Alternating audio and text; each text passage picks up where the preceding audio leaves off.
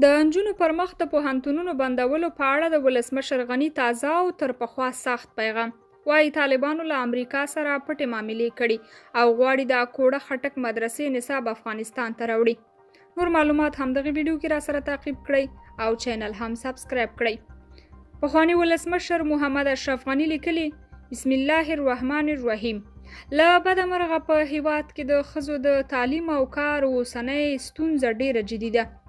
خواشینونکې او په 21مه پیړۍ کې د جنسیتي اپارتاید تر ټولو ښکاره او کرکجنه بیلګه ده.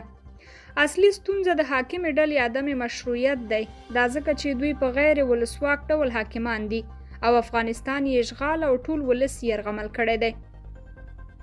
د اوسنۍ حاکمې ډلې د دغه شان ناوړه پریکړو او د روان بحران د ژورېدو مسؤلیت یوازې طالبانو ته نه بلکې ټولو هغو افرادو، عناصرو او بنسټونو ته ورګرځي چې د دوی د سپینولو لپاره یې په سازماني شکل تبلیغات کول او ادعا یې کوله چې دا خلک بدل شوي او د نوو شرایطو په اړه یې درک زیات شوی دی. اوس یې وخت دی چې طالبان او د دوی مبلغان باید د دوحې تړون هغه پټ ضمایم او الحاقیه برخې ملت سره شریکې کړي.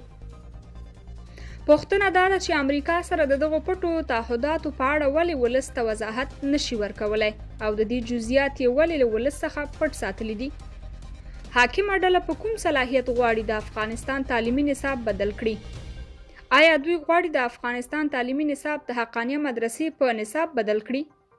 آیا د دوی تعلیمي نظام د امام ابو حنیفه تر نصاب غوره دی؟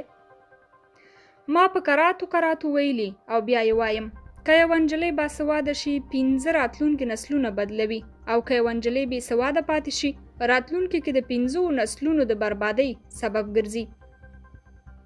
زه د هغو بهرنیو او کورنیو کړیو دا ادعا هم په کلکه ردوم چې دغسې خاینانه فیصلو ته کلتوري پوښښ ورکوي. د میرویس نیکه او احمدشاه بابا میندې باسواده او پتمنې رهبرانې وې.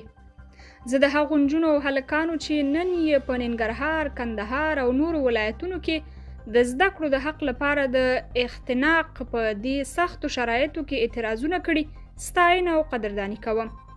دوی په هیواد کې د تعلیم حق غوښتنې اصلي مخکښان او اتلان دي.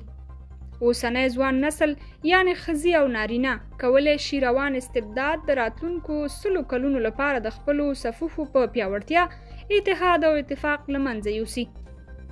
په اوسنیو حالاتو کې یوازینی څه چې ټول افغانان پرې په متفق ډول اجماع لري هغه د ښځو د تعلیم او کار د حق موضوع ده. زه په دې باور یم چې د دې ملي ولسي اجماع په مقابل کې طالبان نشي درېدلی. تل دې وي افغانستان، زنده باد افغانستان. درنو کتونکو، تاسو د ولسمشر د دغې وینا او دغې لیکنې په اړه څه وایي چې هغه د طالبانو د وروستي اقدام په اړه کړي؟